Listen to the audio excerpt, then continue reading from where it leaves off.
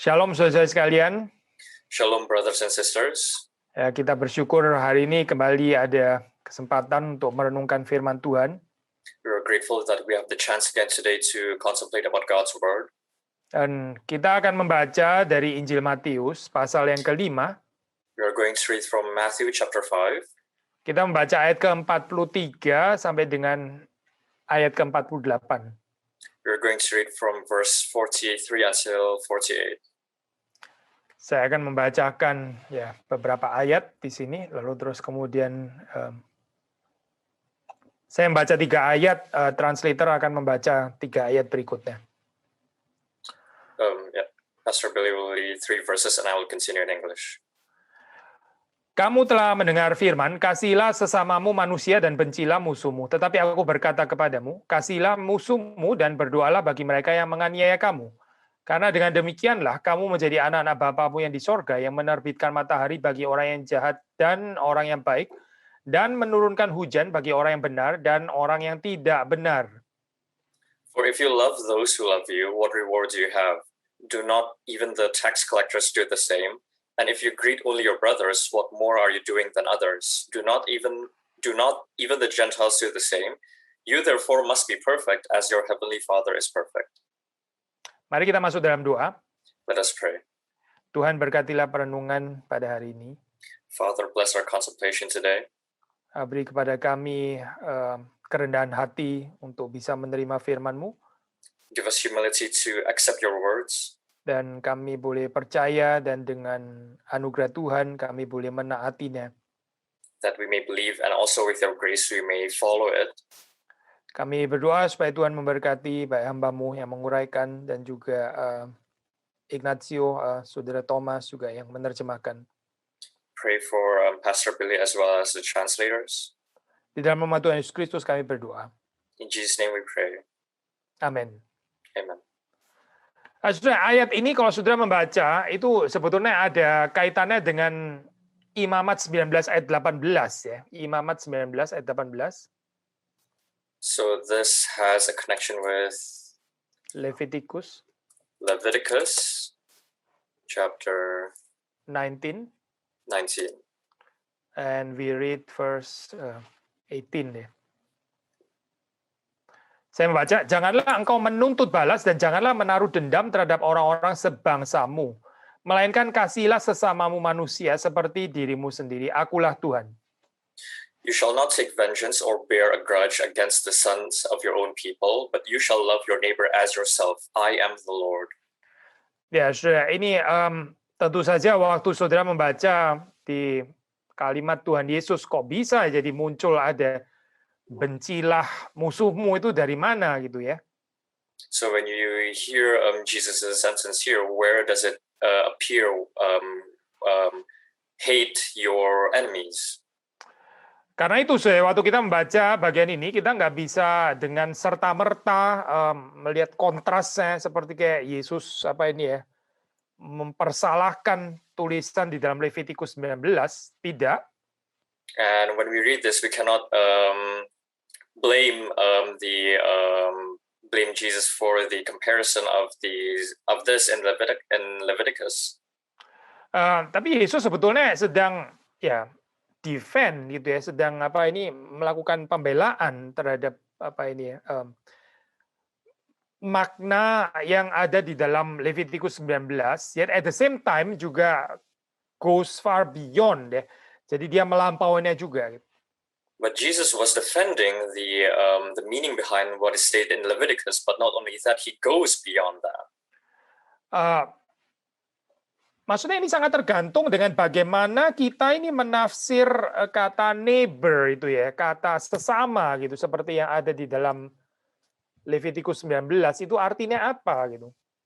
This is very much dependent on our definition of neighbor, just as is stated on Leviticus 19. What is the definition of a neighbor? Ya, kita bisa mendefinisikan ini secara sempit ya gitu ya. Kita bisa sangat restriktif pengertiannya. Our definition may be very narrow and very restrictive. Maksudnya kita bisa melihat, jadi yang mesti dikasih itu my neighbor ya. Jadi kalau yang non neighbor, maksudnya outsider, ya jadi nggak perlu mengasihi dong.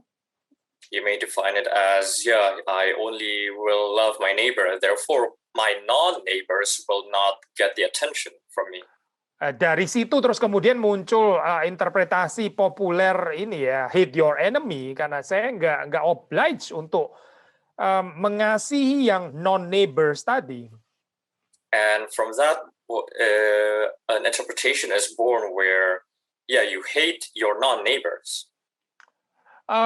Saudara, ini persoalan neighbor ini kayaknya memang menjadi isu ya, bahkan saudara membacanya juga di dalam Lukas pasal yang ke-10 itu.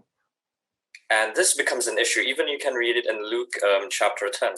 Nah, di situ ada seorang lawyer ya, seorang ahli Taurat yang terus kemudian ya menanyakan who is my neighbor gitu. Apa sih sebetulnya neighbor? Neighbor saya itu siapa gitu. And there it is asked, who is my neighbor? Ya, tentu saja kita tahu kalimat itu diucapkan oleh lawyer ini dengan tidak sincere, tapi seperti Alkitab mengatakan untuk membenarkan dirinya, to justify himself. And of course, the lawyer said this actually insincerely, and it is just said to justify himself.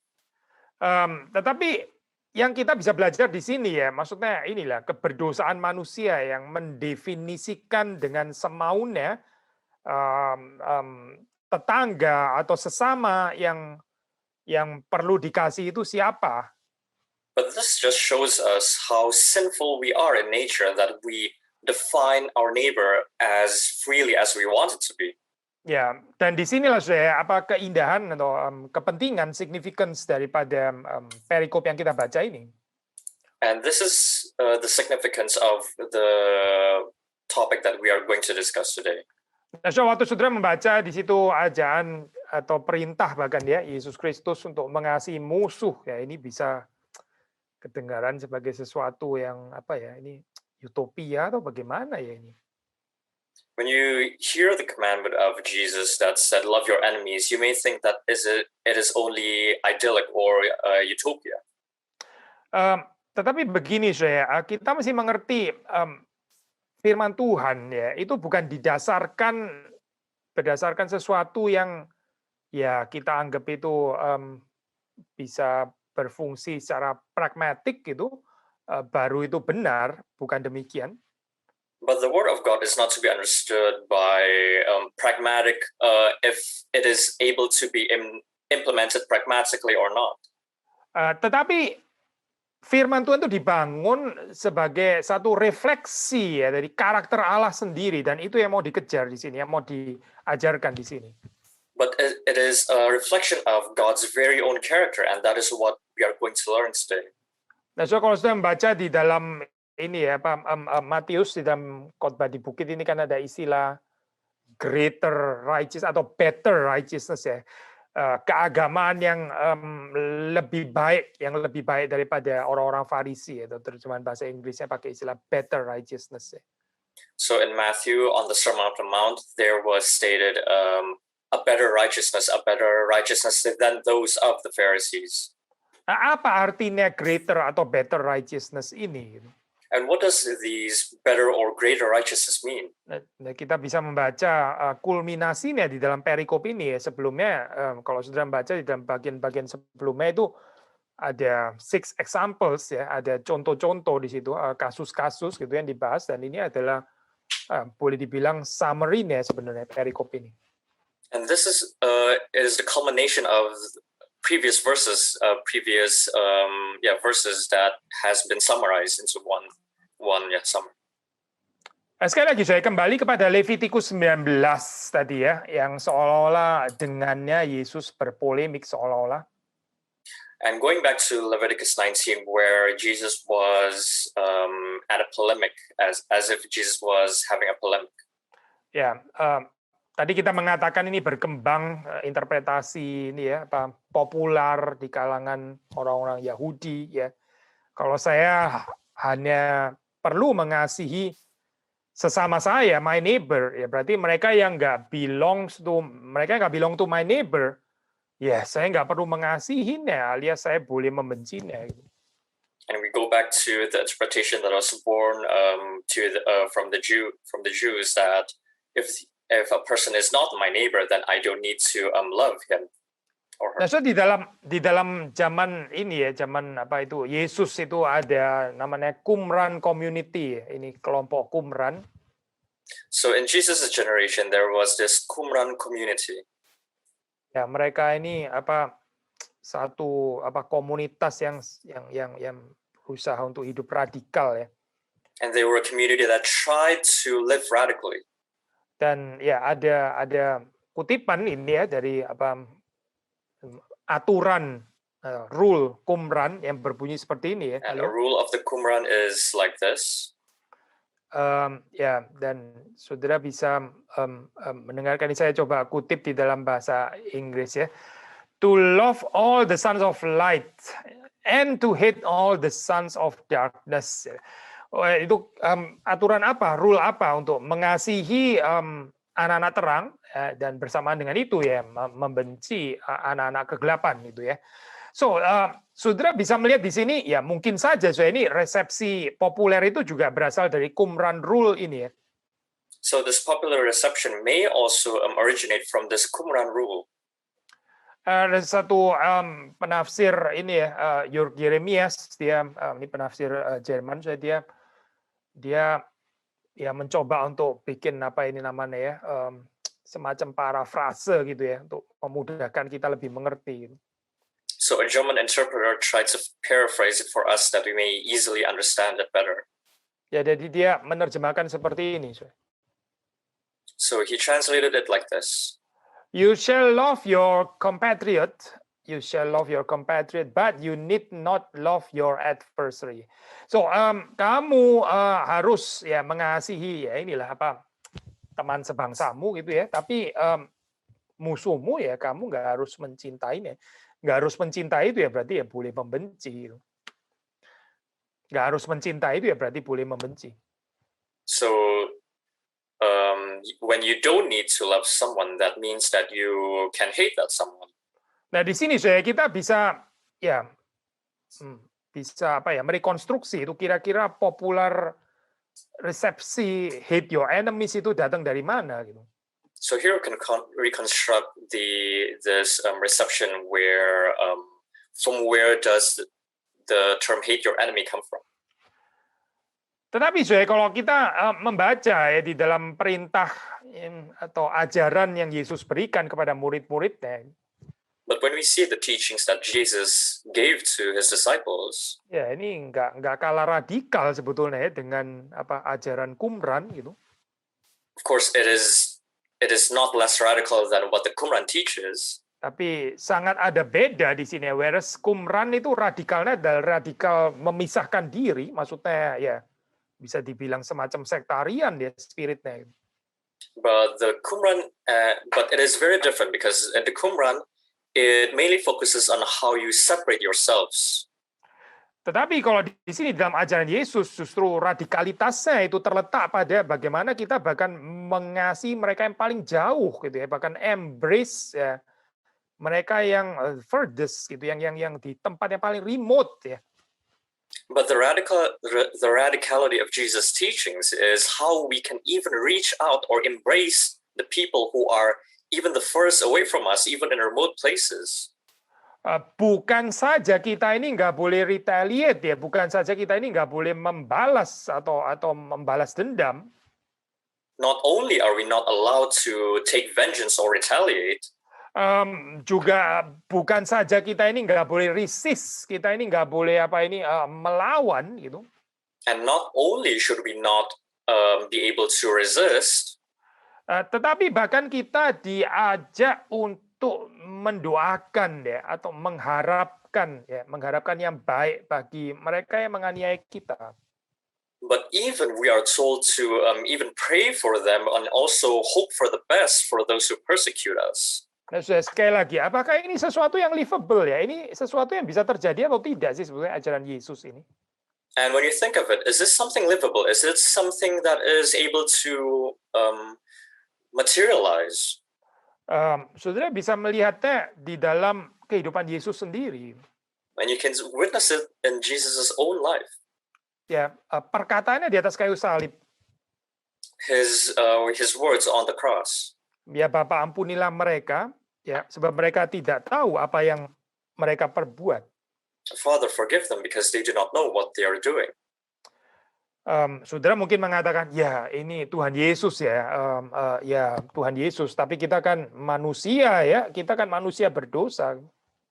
Yeah, you may say that, yeah, Jesus is God and we are only sinful humans. Tetapi Yesus juga adalah manusia sejati. But Jesus is also a true human. Dan di dalam Yesus ya, kita bisa mendapatkan kekayaan cinta yang seperti ini juga sebetulnya. And in Jesus, we are also able to receive this abundant love. Tentu dari kekuatan kita sendiri, dari kekuatan cinta kita sendiri nggak mungkin betul saya. Of course, with our own powers of love, it is not possible. Tapi di dalam Kristus ini bisa terjadi. But in Christ, that can happen. Dan saudara membaca itu di dalam kehidupan Stefanus, martir yang dicatat di dalam Kisah Para Rasul misalnya. And you can see it in Stephanus, the martyr. Nah, saudara membaca di situ ya, ini perkataan terakhir, nah itu juga sangat-sangat serupa dengan apa yang dikatakan oleh Yesus Kristus. And his very last words were actually similar to what Jesus said on the cross. Coba kita baca Acts 7 ya, Acts 7 kita membaca Kisah Rasul pasal yang ke-7 ayat yang ke-60. We're going to read from Acts 7 verse 60. Sambil berlutut ia, yaitu Stephen, berseru dengan suara nyaring, Tuhan, janganlah tanggungkan dosa ini kepada mereka. So Stephen, and falling to his knees, he cried out with a loud voice, Lord, do not hold the sin against them. Nah, saudara, sekali lagi, ini berarti betul-betul bisa terjadi, kan? And once again, this can happen. Ya, inilah artinya martir ya. Martir itu artinya apa? Seorang saksi. Stefanus itu betul-betul adalah seorang saksi yang menunjuk kepada Kristus. This is what it means to be a martyr. Someone who is a witness that points to Christ. Ya, di dalam kesaksiannya itu Stefanus sungguh-sungguh mempermuliakan Kristus. And in his witness, he truly glorifies Christ. Jadi di dalam kesaksian ini ada pengharapan ya orang-orang yang keras hatinya yang dipenuhi dengan hatred, kebencian itu, mereka bisa melihat terang. And in his witness there is hope. There is hope for those who are hard in their hearts that they can be able to see the light. Dan ini bukan kebetulan, kita tahu ya, Saulus itu ada di sana pada saat itu ya. Saul ini maksudnya yang terus kemudian menjadi Paulus itu ya. Itu dia ada di sana menyaksikan ini kan. And this is no coincidence because Saul was there. Saul who later became Paul. Jadi apa sih ini apa inti daripada atau goal katakanlah ya dari loving our enemies? And what is the goal when we love our enemies? Ya tentu saja bukan supaya menunjukkan kerohanian kita sendiri, ini bukan tentang kita kok. Of course, it is not to show your own spirituality. It's not about us. Ya, tapi ini adalah untuk memberi segala kemuliaan kepada Kristus yang telah mendahului kita. But it is to return all glory to Christ who predecesses us. Menunjuk points to Christ yang menjadi model daripada mengasihi musuh ini. To point to Christ who has become a model for us to love our enemies. Dan juga pada akhirnya supaya orang itu boleh melihat ya kesaksian ini sebagai terang yang menerangi hati mereka yang gelap. And at the end, to be a witness to witness the light that is able to shine upon their hearts that is drowned in darkness. Tapi kita tetap nggak boleh salah mengerti ya, ini apa mengasihi musuh ini bukan berarti terus memberi diri untuk dibully, pasti bukan itu ya. But we should not misunderstand it in the way that when loving our enemies we give ourselves to be bullied. Ya, kalau saudara membaca di dalam Injil sendiri, Yesus juga ada reaksi yang apa ya polemikal terhadap apa ini the scribes, Pharisees. Itu dicatat ya di dalam Injil. And in the gospel, it is also stated that Jesus also had a polemical response towards the scribes, towards the Pharisees. Seperti dikatakan oleh R.T. France, dia mengatakan seperti ini ya. Jadi saya kutip saja. His concept of love is apparently not at the level of simply being nice to people and of allowing error to go unchallenged. Saya terjemahkan ya. Jadi konsep dari Yesus ya tentang cinta, tentang kasih ini ya tentu saja nggak boleh dimengerti ini artinya bukan ya saudara pokoknya bagaimana selalu harus nice kepada orang gitu ya, nggak boleh ada polemik sama sekali gitu ya, nggak boleh menegur, kalau orang salah ya tutup mata saja begitu ya, nggak usah di-challenge dan sebagainya. Jelas itu bukan gambaran love yang dimaksud di sini. Kutip R.T. France lagi, dia mengatakan love is not incompatible with controversy and rebuke. Jadi kasih itu bukannya tidak kompatibel ya, bukannya selalu berbenturan dengan kontroversi dan dengan teguran itu. Jadi apa kalau begitu ya? Sekali lagi ya, cinta kasih yang dimaksud ini sebetulnya apa sih, mengasihi musuh ini? So Cuma love yang is terakhir not. aja. Cuma yang terakhir aja. Apa kasih? Karena tadi saya cuma terjemahin Inggris ke bahasa Indonesia. Cuma kalimat yang terakhir aja. Bisa diulang Pak tadi yang Ya, terakhir? jadi apa sih artinya sebetulnya mengasihi musuh ini ya? So what is the true meaning of love your enemies? Sekali lagi tadi seperti kita sudah katakan, ini tidak lain tidak bukan adalah merefleksikan karakter dari Allah sendiri. And it is again none other than to reflect God's very own character.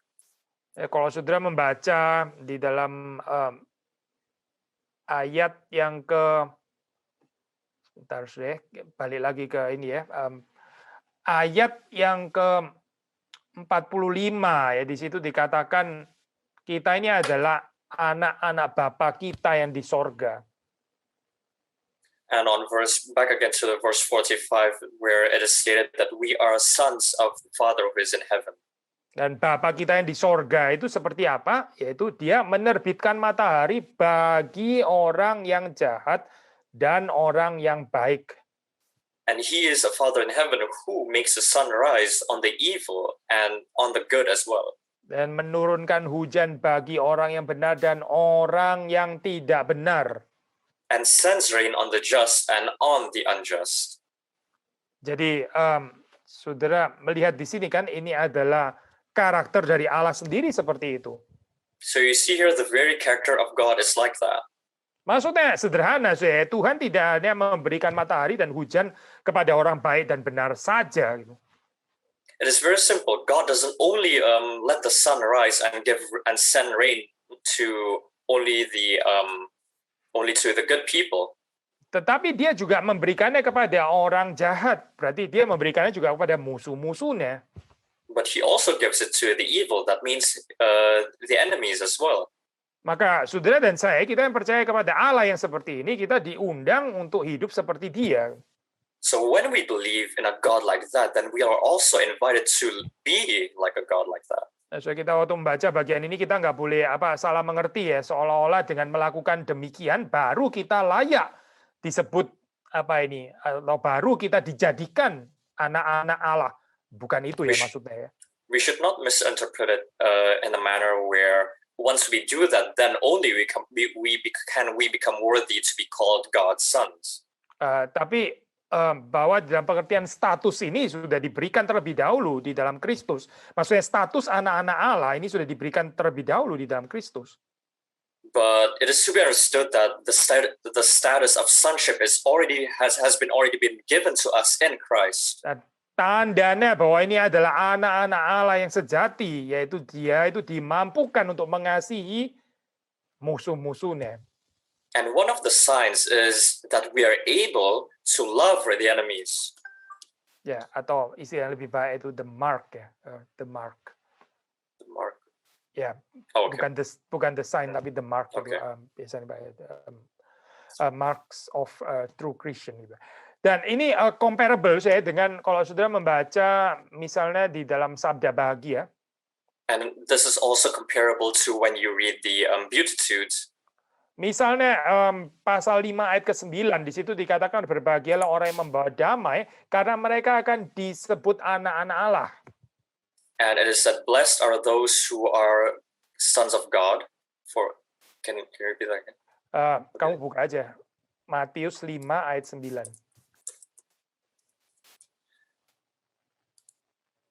So blessed are the peacemakers, for they will be called the children of God.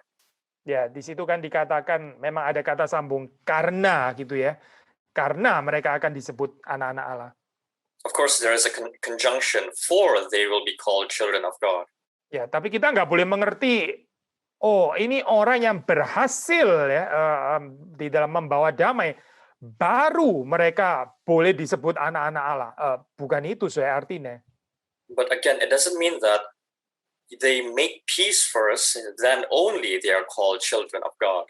Tapi justru pengertiannya adalah karena mereka ini adalah anak-anak Allah, makanya mereka ini seharusnya sudah sepatutnya, sudah selayaknya membawa damai. But because they are called the children of God, then they should normally, they should by default bring peace.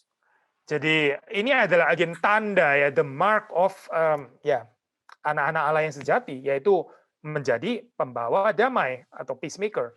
And this is once again the mark of children of God's children, and that is they bring peace. Tadi kita mengatakan bahwa perikop ini sebetulnya merupakan summary daripada perikop-perikop sebelumnya. Maksudnya Yesus memberikan 6 kasus di atasnya kalau saudara baca ya. And we already discussed that this topic is a summary of the previous topics.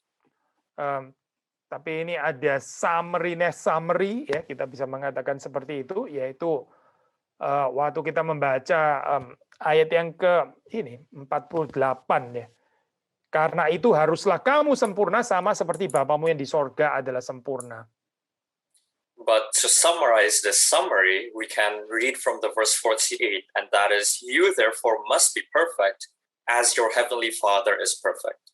Sekali lagi ya, saya ini kalimat ini kalimat tesisnya boleh dikatakan seperti itu ya. Ini adalah klimaksnya ada di sana. And we see that this sentence contains the climax.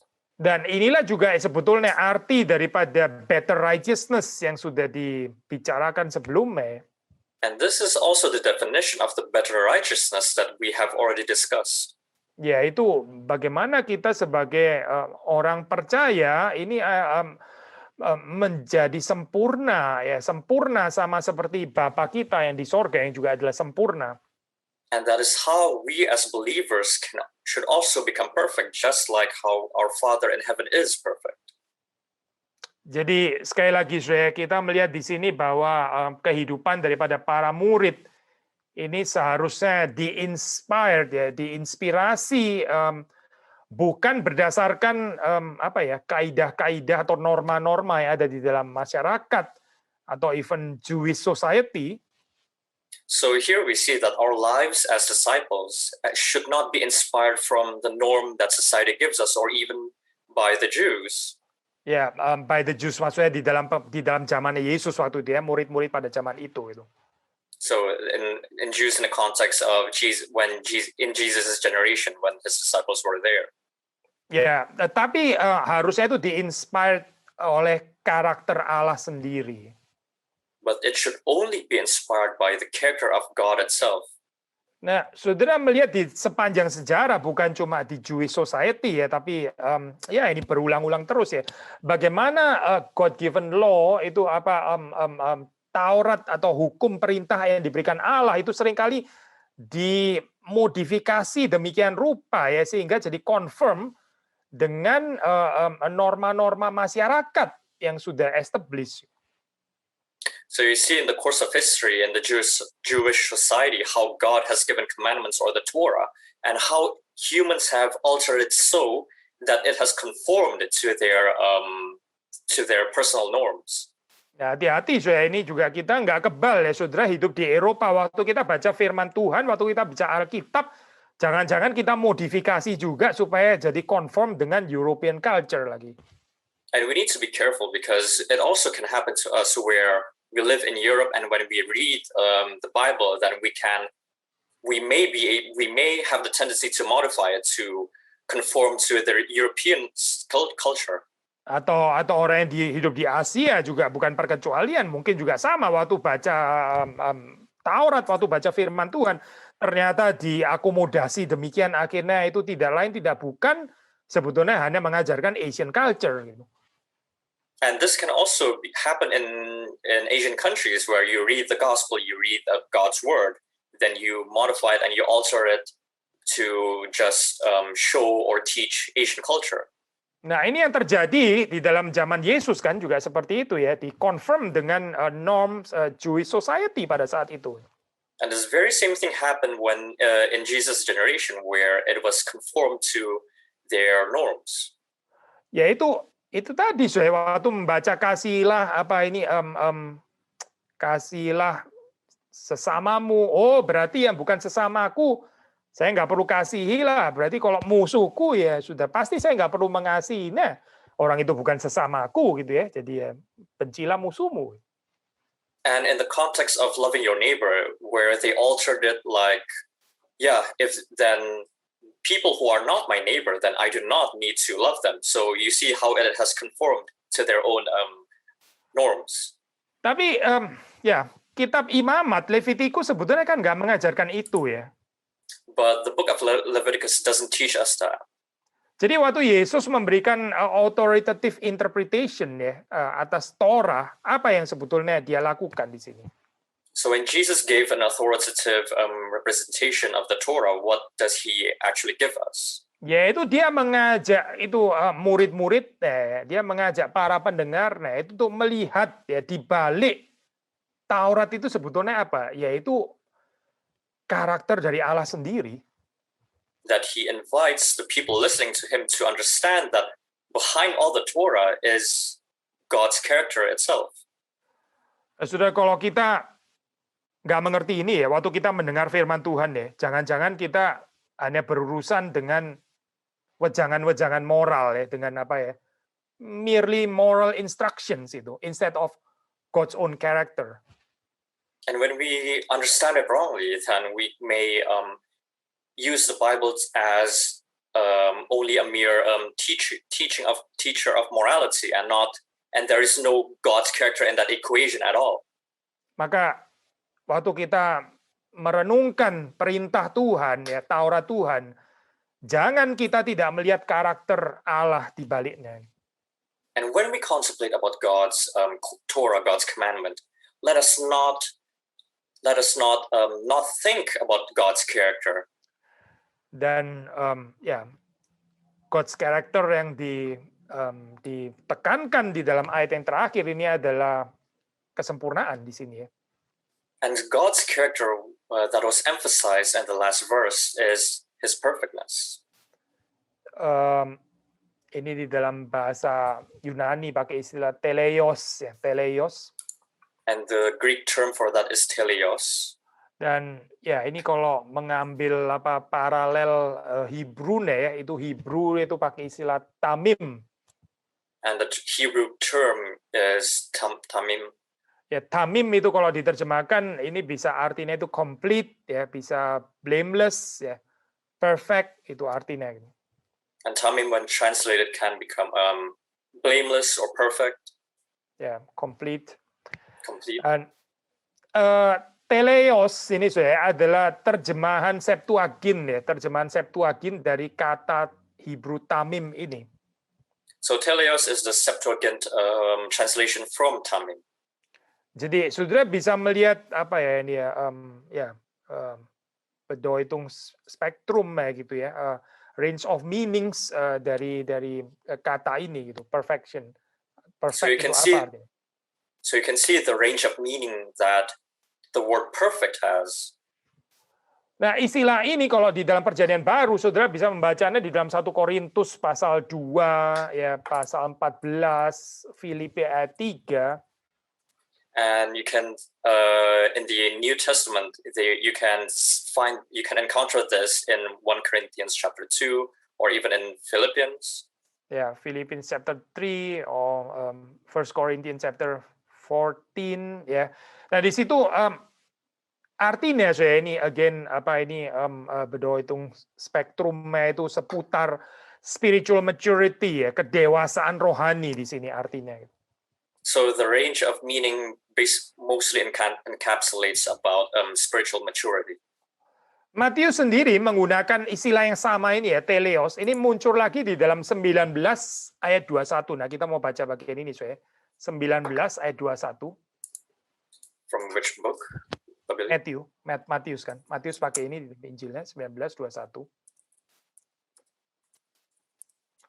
Kamu terjemahin dulu. Matius pakai ini di dalam 19 ayat 21. So Matthew uses this in in the book of Matthew chapter 19 verse 21. Ya, sudah membaca di Injil Matius di sini ya. Ini kan cerita tentang orang muda yang kaya itu ya. Yang tanya tentang memperoleh hidup yang kekal. So this is in the context of the rich person who wants to receive eternal life. Ini juga ada paralelnya di dalam Lukas ya, di dalam Markus. And this is also in parallel with Luke and Matthew. Nah, saudara membaca dalam ayat ke-21, Yesus di situ berkata kepadanya, jikalau engkau hendak teleios, jikalau engkau hendak sempurna, ya, pergilah jualah segala milikmu dan berikanlah itu kepada orang-orang miskin, maka engkau akan beroleh harta di sorga, kemudian datanglah kemari dan ikutlah aku. Jesus answered, if you want to be teleios, if you want to be perfect, go sell your possessions and give to the poor, and you will have treasure in heaven. Then come follow me. Jadi apa di sini artinya teleos? Apa artinya sempurna di sini ya? So what does teleos or what does perfect here mean? Ya di sini berarti bicara tentang again ya ini better righteousness ya, higher righteousness, better atau higher level of commitment seperti dikatakan Artie France ya. And once again, it talks about a better righteousness or a higher level of commitment. Seperti dikatakan oleh Artie France. Just like how Artie France quoted or said. Yaitu dengan ya ini ya orang kaya ini menjual segala miliknya. That the rich is to sell all his possessions.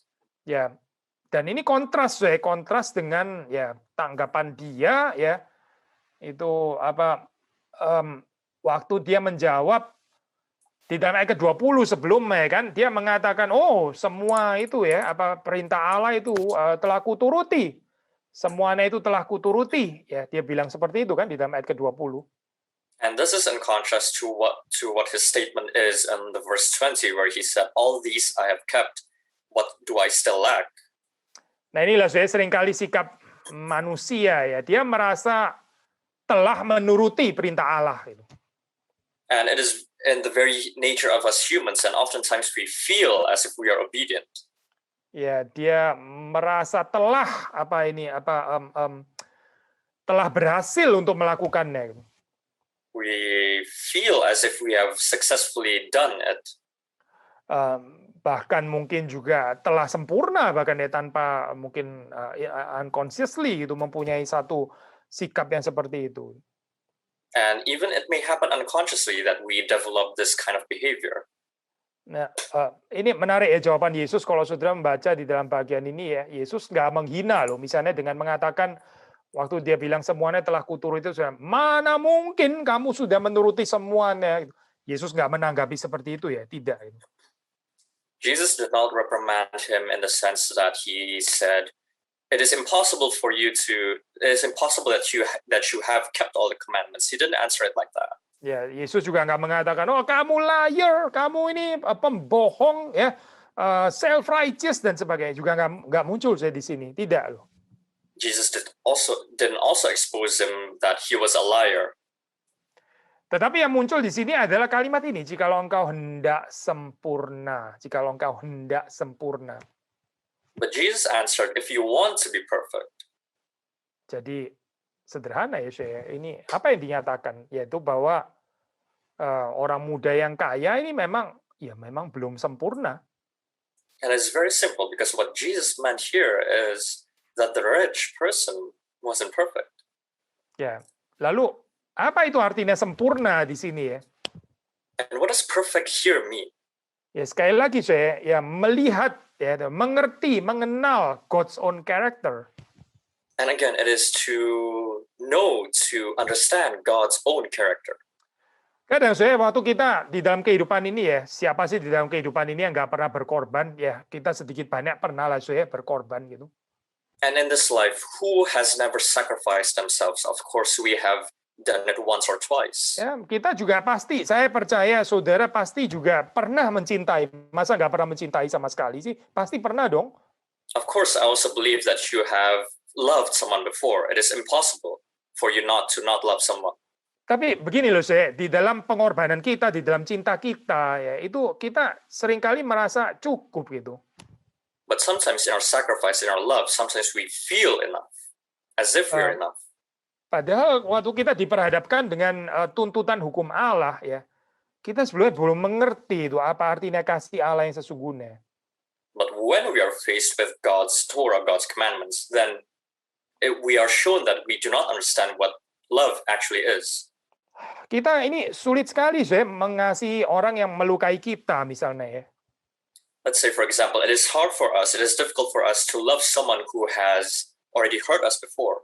Ya, kita nggak ada fighting spirit untuk tetap mengasihi mereka. Kita bisa just tekan tombol cancel culture misalnya ya. As if dia itu sudah nggak eksis lagi atau bagaimana. And it is very easy for us to adopt this cancel culture where we just, in the push of a button, just forget all about that person. Tetapi saya, waktu kita mengenal Allah yang sejati, karakternya, But when we know about God and His character, dan kita juga akan mengerti bahwa Allah yang kita kenal itu adalah Allah yang mengasihi musuh-musuhnya.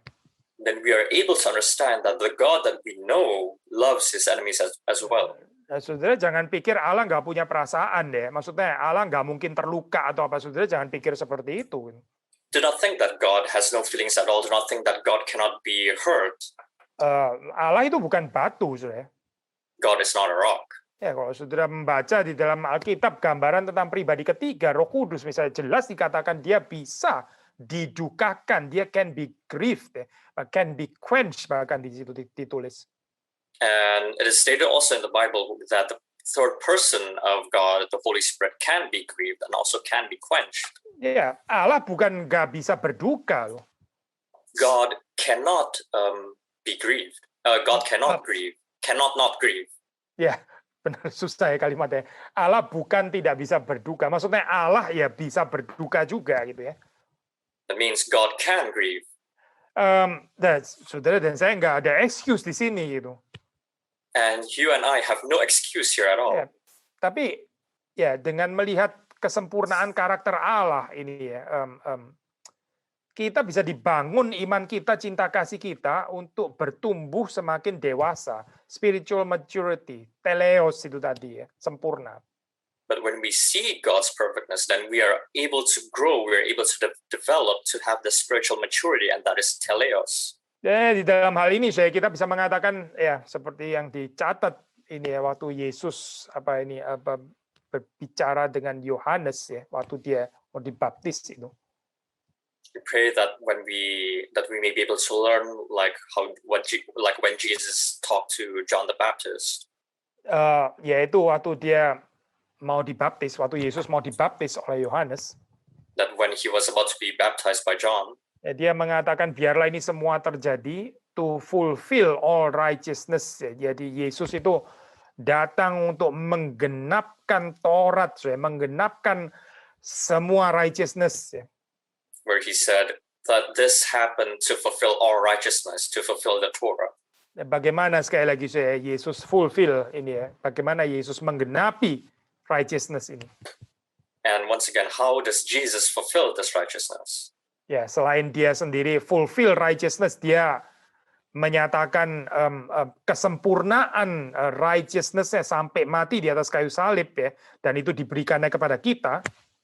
And aside from him doing this righteousness, he also carries this righteousness up unto the very end, and that is on the cross. Dan bahwa righteousness itu diberikannya kepada kita. And that imputes the righteousness to us. Tetapi juga ini sekaligus dia fulfills righteousness di dalam pengertian dia membawa kita untuk sekali lagi ya, saya melihat karakter Bapaknya ketika kita membaca Taurat. but also to invite us to see God the Father's character when we see the Torah. Nah, disitulah saya kita juga menjadi sempurna. Waktu kita membaca firman Tuhan, kita semakin melihat karakter Allah, kita disempurnakan. And there we become perfect. We become even more perfect when we read the Bible, when we see the Torah, and we know more about God the Father's character, we become even more like Him. Mari kita berdoa supaya waktu kita mendengar khotbah, waktu kita saat teduh, ya waktu kita Bible study, inilah yang kita lihat ya. Yang kita lihat itu adalah kesempurnaan karakter Allah kita. We pray that when we do Bible study, when we hear a sermon, or when we have devotional time, whatever we may do, pray that we may be able to see the perfectness of God's character. Semakin kita mengenal Allah yang karakternya sempurna itu, semakin kehidupan kita ini diubahkan, ditransformasi, disempurnakan. Because the more we know how perfect our God is, the more our life will be perfected. Kiranya Tuhan berbelas kasihan kepada kita semua. Pray that God may show us His loving kindness. Mari kita masuk dalam doa, minta Saudara Ignacio untuk menutup di dalam doa. Let us pray. I will lead us in prayer. Father in heaven, we thank you so very much that you are a perfect God, that we believe in a God that is perfect like you. And we thank you, Father, that all the teachings that you have given us about righteousness, even though, Father, we are unrighteous, even though that we may sometimes even modify or twist your words that it may conform to our likings, we thank you once again, Father, that you have imputed the righteousness of Jesus into us. Let us, Father, when in every activity, in every devotion, sermon, Bible study that we do, may be able to see your character, your perfectness, and we pray that we may also be changed by it. Pray, Father, that in your perfectness we may be able to follow you even more. Leave us all into your hands. In Jesus' name we pray and give thanks. Amen.